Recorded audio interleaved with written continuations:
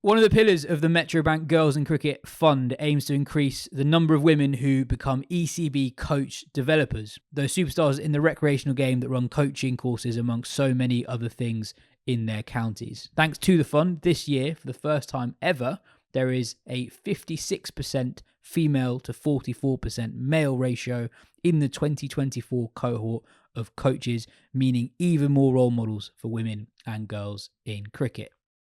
Hello and welcome to the Wisden Women's Cricket Weekly podcast. South Africa, who are back close to full strength, have gone 1-0 up in the ODIs against England, whose batting woes continue. Elsewhere, the Aussies are 1-0 up against India, with two young guns up top, impressing, including one new face who top scored in the run chase. I'm Rana, and with me today is Katya Witney. Lauren Winfield-Hill will be joining us later in the show. Katya, on the England-South Africa ODI, where was this game lost? We can quibble about individual selection calls later, but for the 22 players involved on the park, where was it won for South Africa? Where was it lost for England? There was a bit of everything in there. England lost some quick wickets at the top of the order. Safar Dunkley was in because Maya Boucher tweaked her neck in warm-ups. Not sure, got no update on how serious that injury is, but she was on the sidelines with a towel on her neck and looked pretty mobile. So I think it is a fairly minor injury.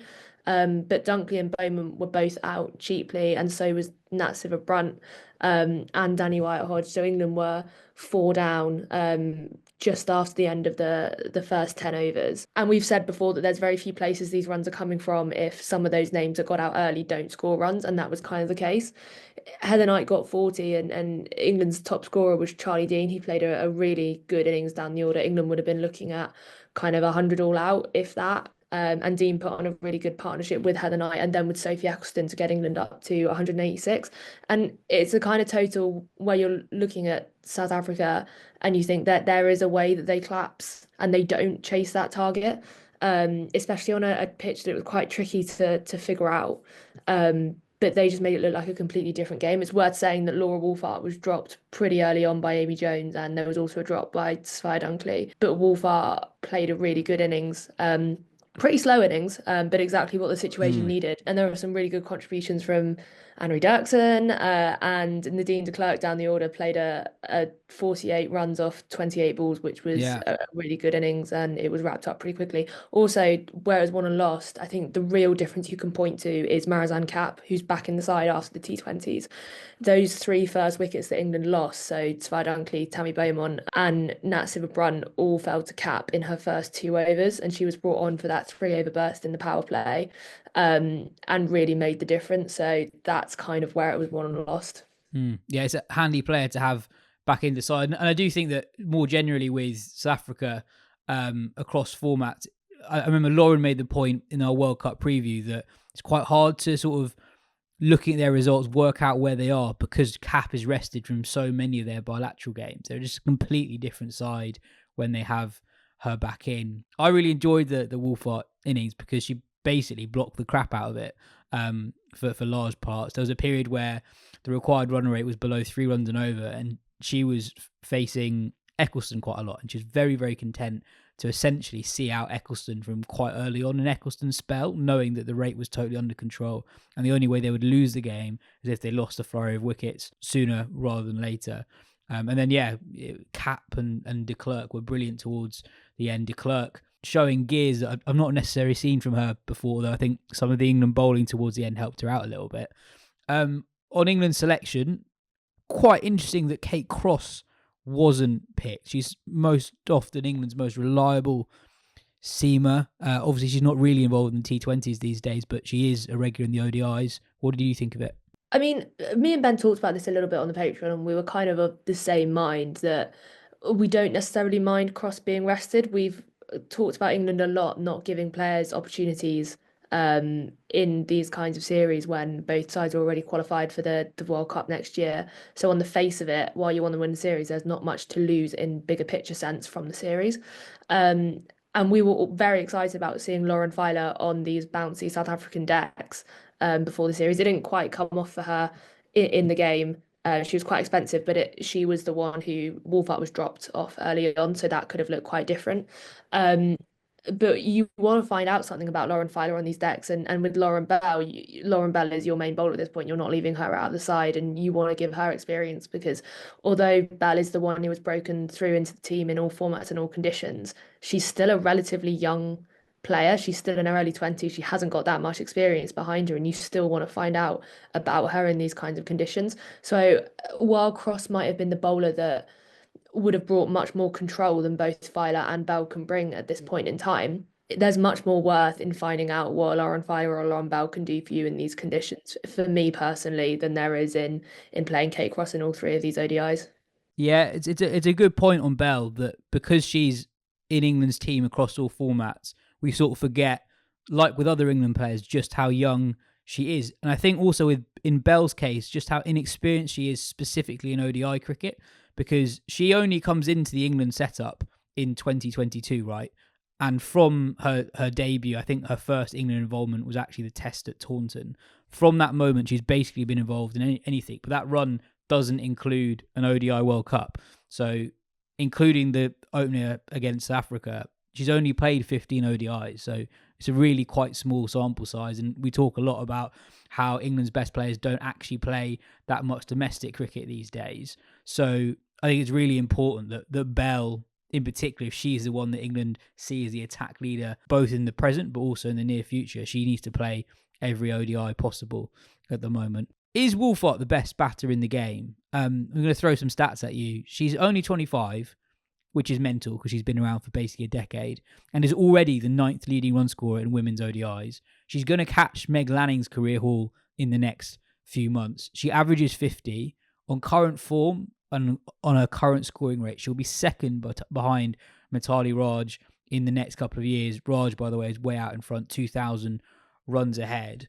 I just thought the whole way in which she controlled the innings, it shows so much confidence to do what you don't normally see in 50-over cricket anymore, in absorbing that much pressure and just taking ownership of the situation, making sure that her team would get over the line.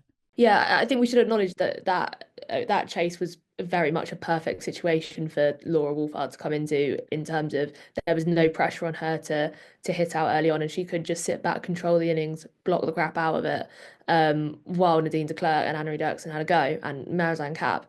But in terms of her being the best all-format batter in the world, there's certainly an argument for it. I think specifically in ODI, she is just the best batter in the world. If you look at her stats since 2020, the only person who's got as many centuries as she's got in that format is Nat Sciver-Brunt.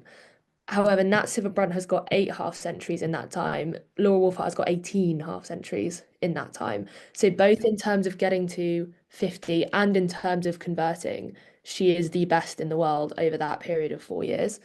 And in terms of runs as well, she's scored in that time 2,453. And the next best is Nat Sciver-Brunt, who scored 1,791. So that's like a 650 odd run difference, which is ridiculous. And the criticism that's often levied at Wolfart, and that we've levied at her as well, is her strike rate. But her strike rate in the last couple of years has really blown up. So yeah, this year in 10 ODIs, she's striking at 88, which is the first year she's actually struck at over 80 in ODIs. And when we had her on the pod earlier this year, she talked about making a conscious effort to increase her strike rate. Because when you look at the other openers in the world, you look at Alyssa Healy and you look at people in a T20 format like Danny Wyatt-Hodge and these people, that's where the difference is with Wolfart. Specifically looking cross-format, the group of players that she would be competing with are Chamari Atapatu, probably Beth Mooney, although she's going through a difficult period in form at the minute, and Nat Sciver-Brunt. And did I say Hayley Matthews? No, but good, yeah, she's probably the other one you'd include in that. And Wolfart is consistently outscoring them all, out averaging them all, and outscoring big innings of them all. She's one of 3 players who have got hundreds in all formats of the game at this point, which had that massive century earlier in the year in a test match. So you've got Heather Knight and Tammy Beaumont, who are the other 2 players. Tammy Beaumont doesn't play T20Is anymore. Heather Knight isn't in the same bracket across formats. So there's definitely an argument for Wolfart to be the best all format player in the world. And I think also when you look at this year specifically, having taken over the captaincy, what's most impressive about it is it's almost made her better. In terms of scoring runs and taking on that responsibility. And for someone who wouldn't think captaincy would fall to naturally, that's something that has completely enhanced her game. And I think as well, people will look at her overall career numbers and look at the strike rate, which is in the low 70s. That doesn't take into account two things. One, her specific role in the team. You know, she's surrounded by a lot of players who are naturally quite aggressive. But two, that factors in a long period of time when she was really, really young and played a lot of cricket, where her game was probably not as well-rounded. So you got to take that into account. You can't just write her overall aggression off based on that career number. Over in Australia, Australia won it up in the ODIs against India. Meg Shute took career best figures of 5 for 19 as India were rolled out for just 100, India's lowest score in a women's ODI game in 12 years. Australia won it by 5 wickets in the end. Georgia Vole hitting 46 not out on debut up top, opening with fellow youngster Phoebe Litchfield. Lauren will chat about Vole in a bit in part 2. She's only playing at the moment because Healy is injured. Throwing it forward, both in this series and also what's to come with the Ashes, it feels like rarely do Australia have such a big point to prove, and they really do now after a very competitive Ashes series last year where they weren't clearly on top, and the T20 World Cup disappointment a couple of months ago. India and England should be wary of the wounded tiger. Yeah, completely. I think we can definitely say that this is the point where Australia's kind of like the iron grip that Australia have had on the complete dominance over all formats in the world. This is the time where it's looked most vulnerable. That's not saying Australia aren't the best side in the world across all formats, because they absolutely are, but they look the most beatable they have been ever at this point in time, especially when you look at Healy has come in and taken over as captain, and that's an incredibly difficult thing to take up from Meg Lanning. And also those in the side aren't necessarily quite at their peak anymore as they were for the last 4 or 5 years. We talked about Beth Mooney. Beth Mooney has been in incredible form for the last 4 years across formats, and she's just started to dip this year in terms of the runs she's scoring. She's still scoring an incredible amount of runs, but that's the point. The amount of runs and wickets people were taking before this year weren't just incredible, they were absolutely ridiculous. Whereas now it's almost like they are just incredible again, and incredible is beatable. Completely incredible, like they were in the period before, is not so beatable. And especially having that grip on knockout competitions broke. It's not just the Ashes, obviously Australia still hold the Ashes, but having that grip on knockout competitions broken with the T20 World Cup and not even being in the final, that is a big point to prove. But then I also think England have quite a big point to prove in that Ashes as well. So maybe it's just a battle of points to prove. Well, it is. And also, you know, people react to those situations very, very differently. And in the very, very small sample size that we've seen since the T20 World Cup, you'd say even though England did win 3-0 against South Africa in the T20s, as we said multiple times in the podcast, it was a very, very difficult series to draw conclusions from given the makeup of the South Africa side. And they've gone down early in the ODIs, whereas Australia, the first time they got on the field since the World Cup, they bowled India out for 100. So that's a very, very strong reaction to what happened in the UAE. Anyway, that is it for part 1. In part 2, Lauren will chat about her experiences in the BBL and the BBL final, where her Brisbane Heat side just finished second best in the final. And she also talks about England's run scoring problem that feels like it's getting deeper and deeper, and also why being left-handed is better than being right-handed.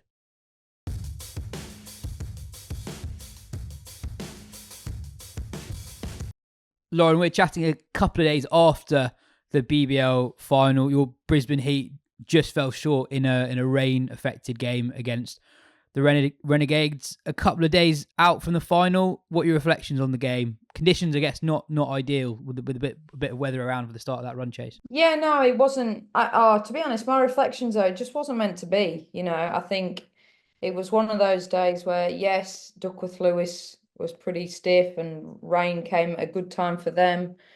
But also, like, it's sort of like you can't really complain too much because they were things that we couldn't control, and the bits we could control, we didn't do that well either. You know, like they played okay and we played marginally worse. And it was sort of just one of those finals really where it wasn't, like, you know, a few things went against us, but equally there probably wasn't enough evidence there to say, well, we deserved a lot more luck and we deserved a lot more than we got, because we didn't really. Yeah, and like I say, the timing of the rain break, we obviously lost 2 early wickets with not many on the board, and then all of a sudden that rate goes to basically 2 a ball from the minute you sort of stride back out. It's a stiff ask. Not impossible, but a pretty tall order. And we just didn't have enough contributors. I think I actually thought that they probably got more than they should have got, in all fairness, with conditions. We probably allowed Hayley Matthews to get into her innings too easily, and in my opinion, probably wasn't quite aggressive enough for long enough. And yeah, they probably got sort of 10 or 15 more than they should have got, and we didn't bat very well. That's myself included. None of the sort of the people who have done some heavy lifting, nobody sort of fired, and it culminated in a massive rate with wickets falling throughout and just fizzling out really, and that was sort of just the day. It was just one of those where sort of felt like it wasn't meant to be, and fair enough, like it felt like the writing was on the wall a bit for the Renegades. They've gone through a lot with just things like the Josie Dooley story, and the trauma that she's gone through, and the young group that's Molyneux Wareham, they've been there 10 years, and they've really been building, and they've finished top, and they deserve to sort of lift that trophy. And yeah, it just felt like it was meant to be for them, and it just wasn't quite meant to be for us. Yeah, it felt like quite an odd game, even when you look at Hayley Matthews, who was player of the match in the end. She scores a match-winning 69. Yeah, it even felt that she wasn't at her fluent best, and there were actually periods in the first innings of the game where you guys kept her pretty quiet for quite long periods of time, yet still that was the match-defining performance. Obviously, Jess Johnson batted really well for the Heat. Yeah, it wasn't the most entertaining game of cricket you'll ever watch, which finals quite often aren't, are they? It's sometimes just a bit of a dogfight.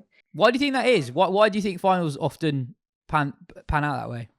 Oh, it's just pressure, isn't it? Like, I think in that scenario, that's the conditions were challenging. There'd been a lot of rain in Melbourne. It rained heavily the day before. Even just being in the nets in the morning, like you'd mark your garden, it was still very wet underneath, and really like soft and spongy. And it sort of looked like a good wicket on top. But as soon as we sort of bowled, the first over or so from Shikhar Pandey, you could see it was really difficult to drive through the offside. It almost felt like if you were going to drive, you'd end up chipping catches to cover. And a few just kept low, and sort of decent turn and bounce as well. So there was obviously a fair bit in the pitch, bigger boundaries than what's been sort of dished up in the WBBL, with like some of the boundaries are averaging like 50 meters, and that was 60, 61 all the way around. So you sort of got a good 10 meters bigger boundary all the way around with a wet outfield. And yeah, like we kept Hayley. I think she was like 80 strike rate until she got 50. And then she obviously was more expansive around the power surge and the back end. But it was, I mean, even, she spent the majority of the game out in the middle, and she didn't find her fluency, and was sort of still trying to get up and over the offside, but, with very little timing. So it was just one of those. Conditions were tough from what we've sort of been playing on, especially when you look at like playing at Allen Border. But also like finals just quite often can be, just a little bit more dogged, not as exciting. It's just sort of who can hold their nerve and grind it out really. And it was that sort of, just took one person, like if you look at across both batting scorecards, nobody got any runs apart from Hayley Matthews on either team. And as you say, just that's all it needed. We played average, poor, and they played okay, and on the day that was enough. Just on the power surge, I still don't like it. I don't, I don't really understand it. It just ruins the rhythm of the game. The game has a rhythm in the middle overs, and then suddenly it's almost like if it comes at the right time for the batting side, it's a lifeline that they almost don't deserve. And if it happens at the wrong time, if you're the batting side, you've got players who aren't in, and suddenly, I don't like it. Did the players like it? I think like Jemmy spoke about it, she didn't really like it. Like it's a good thing as a batter, but she prefers a traditional T20 without that. It can be quite misconstrued as well with like batters' strike rates. So like a lot of batters are like 100 strike rate, and then they take the power surge and they like go to like 150, 160, and like, oh, they're gunning it. And it's like, well, actually, for 9 overs, they haven't at all. But they sort of like just the tempo changes. It's like, oh, we'll just go keep batting until we get to the power surge. Whereas I think when you don't have the power surge, you actually push the tempo a lot quicker, and you're not batting for the power surge. You're batting, you pretty much get out the power play. You might have a couple of overs, and then you're going, well, we're going to try and put our foot down here. Whereas that period before it seems to be quite extensive. And like a lot of the time, batters almost double their score in just the surge. And you go, oh, they've finished like 45 off 30. And it's like, well, yeah, but for 20 balls or for 25 balls, I've actually not really broken a sweat. And it's rough for bowlers as well. It's a rough gig for bowlers. I think there's a lot riding on the surge and the success that you have in the competition. Like if you can, we've been pretty good with the ball in the surge, which has made a big difference. And then like, if you're a team you got someone like Laura Harris or even Jess Jonathan, Charlie Knott, they've been pretty good in the surge. It swings the game completely. Just on the Renegades, a remarkable story. They were 2 from 14 last year, and as you mentioned, with everything that happened off the field as well, with the stroke suffered by Josie Dooley as well, for them to bounce back in that way with a relatively similar group of players from this year to last year, it's an incredible turnaround. How can a team turn around that much in 1 year? Well, I think you said it there. It's the key is with relatively the same roster, the same team. I think that's the key is that, I don't know, like you see so much in franchise cricket, people chop and change all the time, and overseas are different, local players are different, etc. You use the men's example in the IPL, you look at the Chennai Super Kings, they don't change that much, and they're always there and thereabouts. You look at any team that Sydney Sixers men's team in the Big Bash, like they don't change much at all. They just add little parts to what they're missing, and like obviously Hayley's been there, she's a familiar figure. Deandra's, she added that little bit that they were missing, somebody versatile that can bat, ball and field. And actually she was barely required. Like she had a pretty quiet tournament by all accounts. But they've got a really good core of Australian players, both obviously Aussie contracted and domestic. And I'm a big believer in that's the key. Your overseas are your cherry on the top, but your core of your team and the foundations of your performances have to come from the players that you're guaranteed to be there. Overseas might pull out, or the boards might pull them out if they get a niggle or whatever. They're guaranteed to be there. They work together most of the year round. Like there's a lot of players that play together a lot. And they've played together and evolved over a few years now. And also they've all experienced that heartbreak together. Like it's not like they've gone, well, it didn't work last year, so we're going to have an absolute clear out and start again. And nobody that was there last year has that sort of heartache and like galvanized to do well this year. So yeah, I think it's the consistency of what they've been doing, and they've invested in. You got like a senior player like Sarah Coyte, she's been around forever, and she's been retired from international cricket for ages, but she's still a gun domestic player. And they've built it around really good recruits with Nicole Fulton, Millie Illingworth from the Stars. But not a lot has changed. They've got some really exciting youngsters and some really familiar faces that they've had there for a while. Just one name from the BBL that people might see a bit more of in the coming months. Georgia Vole, who's got her first senior Australia call-up. She might make her debut this week against India. She had a really good BBL, only 21 years old. She's another one who's got pedigree in another sport. She played very high level of rugby league, sort of alongside her early days in the BBL. You'd have seen a fair bit of her over the last couple of years. What should people expect?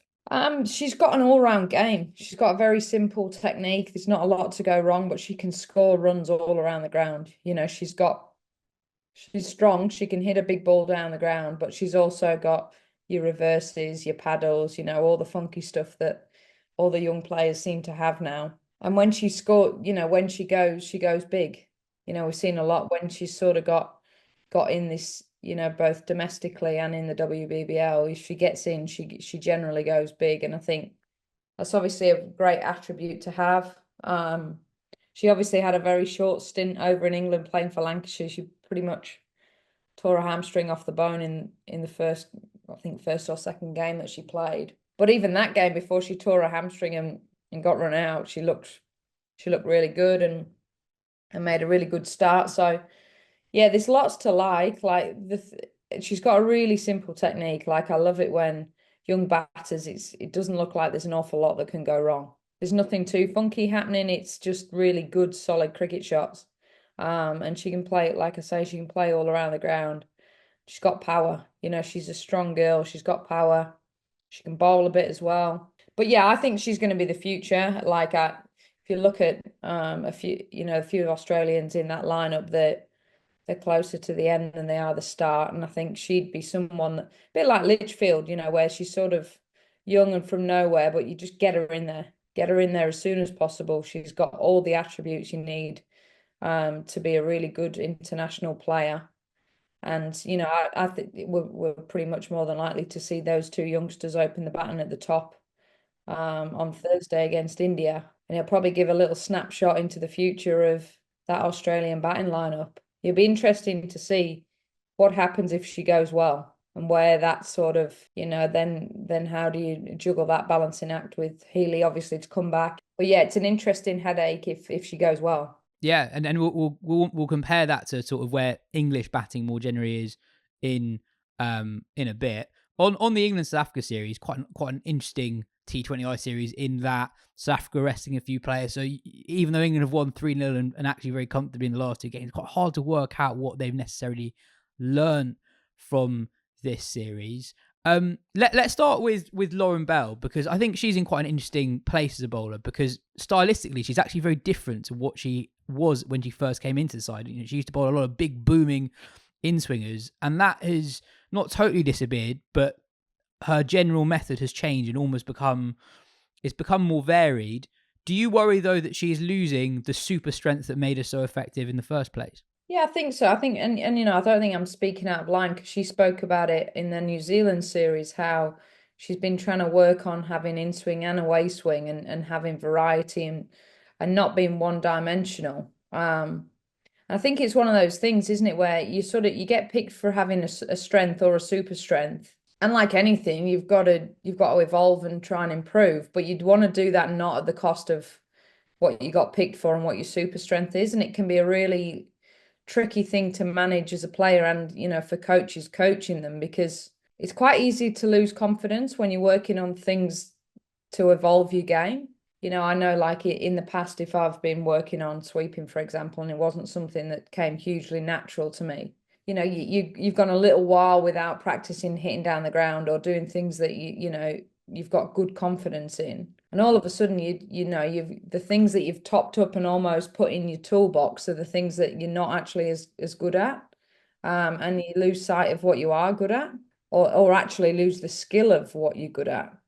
So it's an interesting one, because, you know, you can see what they're trying to do with the evolution of trying to get her to be able to swing it both ways, or get the one to sort of just straighten and hold. But you never want that to be at the expense of what she was really good at. Like, I know from obviously playing a lot against her, you look a couple of years back, she was probably one of my least.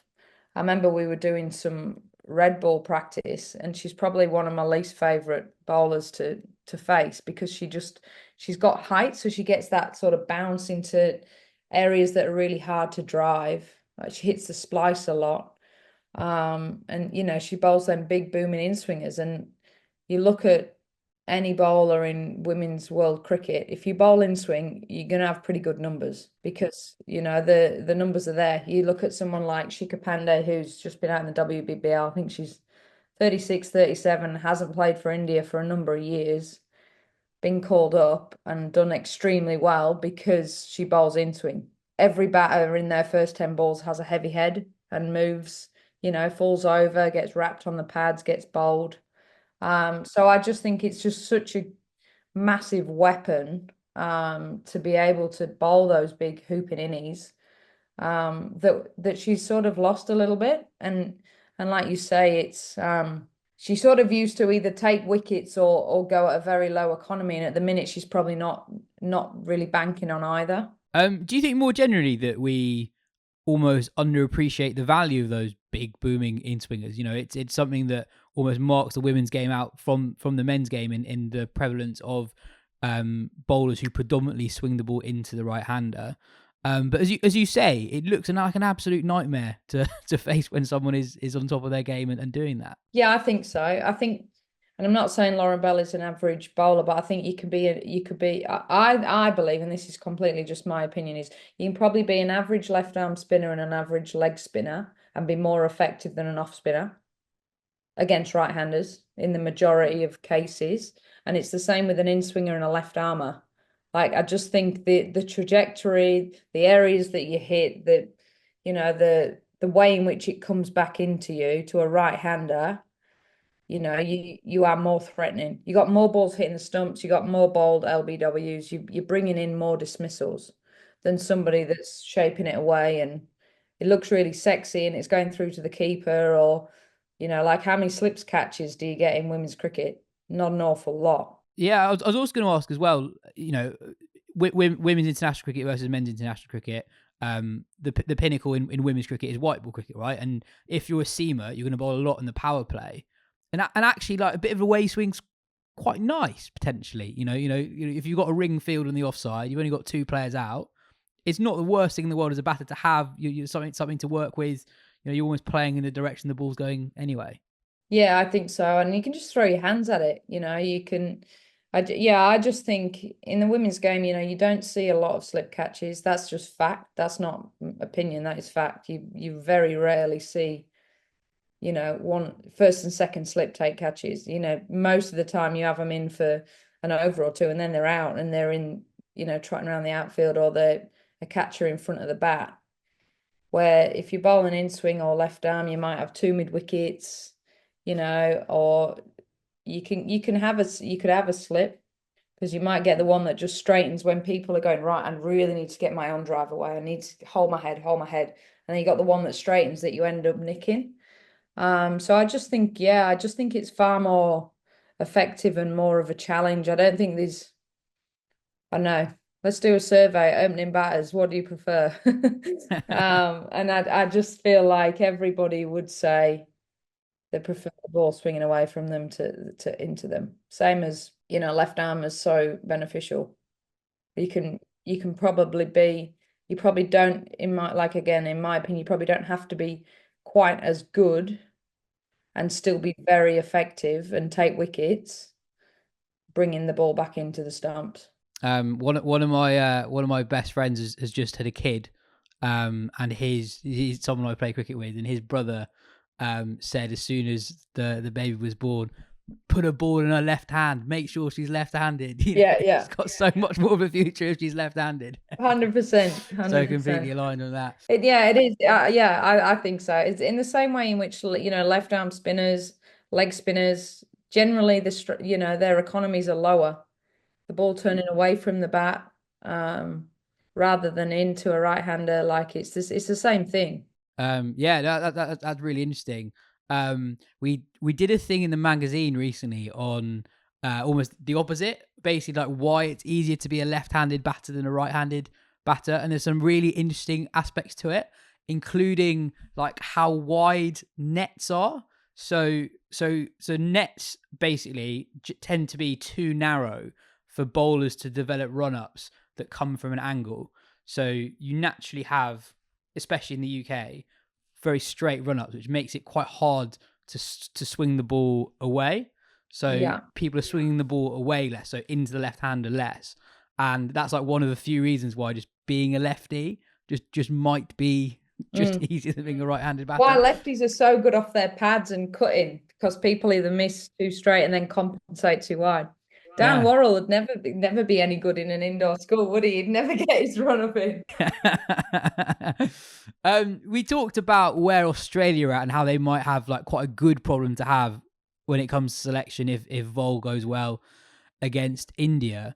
It's an interesting contrast to where England are at, because they drop Alice Capsey, they then recall her, but don't play her against South Africa in the T20s. And the person that comes back into the side is Sophia Dunkley, who's not had an amazing couple of years in T20 cricket in particular. Her England numbers are, I think she averages in the mid to late teens. Her strike rate's down on what it used to be. And in the 100, she probably had her quietest year in the 100 in 2024 compared to what she's previously done. That's not a position of strength, really. And even when you look at the 3-0 win, you mentioned it before we started recording, it's the big guns having a really good series, right? Danny White-Hodge had another excellent tour. Natsir Brunt was unstoppable again. It feels like English cricket has a bit of a batting problem at the moment. As you say, it's sort of the greats are getting greater, aren't they? And Danny White-Hodge and Nat Siver just seem to be getting better all the time, but we're sort of not quite seeing enough from everybody else, and not finding enough out about players apart from the ones that we've already got millions of evidence on. And we know that they're big game players. We know that they're fantastic white ball players.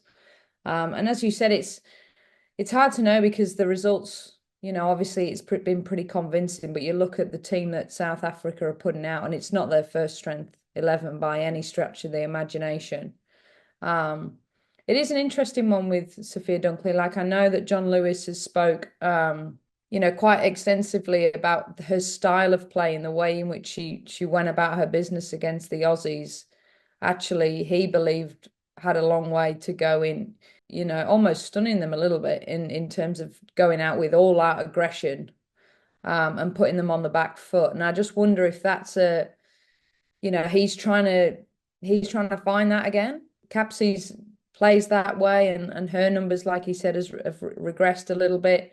He's sort of gone back to a person that we have seen when she is ultra aggressive. When she's full of confidence, she goes very hard. And with that, your numbers aren't always great. You want to be in a position where you can play that way and it's a little bit more consistent. But I just wonder if it's a bit of a ploy to try and bring out that all-out aggression in the Ashes, and who's willing to do that, who plays that way, and sort of trying to back that in. But it's an interesting one, because you sort of look at the scorecards and you go, well, yeah, we know Danny White-Hodge is great, Nat Siver-Brunt is great, but we haven't really found an awful lot out about anybody else. So under pressure, really in terms of obviously a quiet first couple of games for the other players that are in that top 4 or 5, and they're going to have to find out a fair bit fairly quick, because you can't just rely on 2 or 3 players in an Ashes series. You've got to have more people contributing. Yeah, and also interesting on Dunkley in the Ashes last year. She opened the batting. I don't know how much of a difference that makes, but she's in a different position. If the desire is for her to do the same role that she did last year, she would be doing it from a slightly different position now, obviously with Boucher up top with White-Hodge. Yeah, and I don't know if this would be common opinion or just something I've just sort of been thinking about with watching the WBBL and team of the tournament, things like that, is like, we've tried and tested loads of youngsters in this number 3 position for England and this opening spot for England with I'm not speaking out of term, like they've been dropped, so there's not enough good returns, otherwise they wouldn't have been dropped. But Heather Knight comes in to WBBL and bats 3 or 4 and guns it, goes at a good strike rate, plays situations well. Her strike rate's better than it ever has been. Is she an option? We've tried everybody else. I know that, that there has sometimes been at times questions about whether she can sort of get up and down for 2s as well as a lot of the whippets in the middle. But you're batting 3, you don't need to. That's back end. You're batting 3, 9 times out of 10, you're coming in the power play. 2 fielders out. You're not worried about running 2s and getting up and down. And I just wonder whether they give her another go at a spot a bit higher, because it seems like we're trying to find a number 3 and find a number 1. And really, it may be a shootout for that number 1 position with Danny Wyatt. Do you just get your best players batting the longest amount of time and just be old-fashioned, not style of play and you're going in to try and take the game on, like just play what's relevant at that time, knowing that the overarching theme is that we're going to take the game on and we're going to be aggressive. And some wickets you'll be absolutely flying and some you won't, but make your best batters do the most work. And Heather hasn't really had the roles to do that. She's sort of not really had huge contributions in T20 cricket for a while, and she won't, because she's batting 5 and 6. But whereas she comes to WBBL, and even in the 100, like her numbers are as good as the people that are trying to trial out for it. So I don't know whether that's an option. It sort of feels like a bit of a merry-go-round and a bit of a shoot-off a lot of the time, but at some point you're going to have to decide pretty quickly that we got an Ashes in January. We need our best top 6 settled, playing well, cohesive, having good communication out in the middle, knowing each other really well. Like it's like a relationship as well, though, isn't it? Like you've got to have the compatibility of the partnerships and the people around you. That's something that probably doesn't really get discussed, but you can't just throw people out there and expect them to have chemistry and know what each other needs under pressure and all that sort of thing. So that's the other, I don't know, like that's the other thing I sort of think of. Actually, you're looking for this number 3 here, there, and everywhere. And is it right in front of you in the captain? Because, you're going to continue with her. It's been evident that you're going to continue with Heather from the T20 World Cup, which is, this is fine, but you may as well get the most out of her. Yeah, it's quite interesting that, it's definitely not the thing that people will remember from that game, the England-West Indies game at the World Cup, but Knight looked $1 million before she went off injured. She was 21 off 13. Obviously came in early because England lost 3 early wickets. I think she came in either in the 6th or 7th over. And yeah, I was just looking at her BBL numbers. Her BBL numbers are amazing. Averaging, I think, 45 this year, striking in the 140s. And overall, she's got an amazing BBL record. So if you're looking for evidence in domestic cricket of who is the best English player to potentially bat 3, the numbers would suggest you're right that Knight would be the way to go. There's this thing, when players start to get older or post 30, and it's like we need to look at young players to be filling these roles and get the senior players as the safety nets. If we're up creek without a paddle, then they can come in and dig us out of it. Whereas, like, if they're the best players and they're playing well in a certain role, just play them in that role. And when they retire, then fill the hole.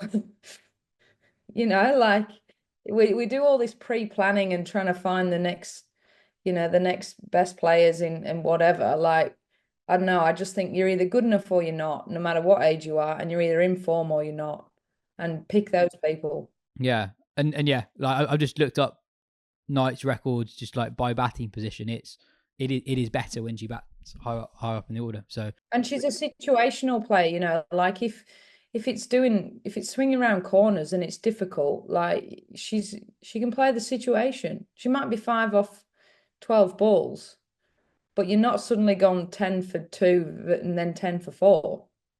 Like it's not all about the razzmatazz all the time. And, providing that if you get, she plays the way that she plays, I think that's the challenge, is the way that she plays for Spirit and in WBBL. Sometimes we have seen her go into a shell a little bit more when she's in higher up internationally. But if she plays the way that she was just played out here for Sydney Thunder, England will be flying. Well, plenty to look forward to this week. England, South Africa ODIs, Australia, India kicks off as well. So lots of good cricket to watch. Lauren, cheers for your time and catch you next week.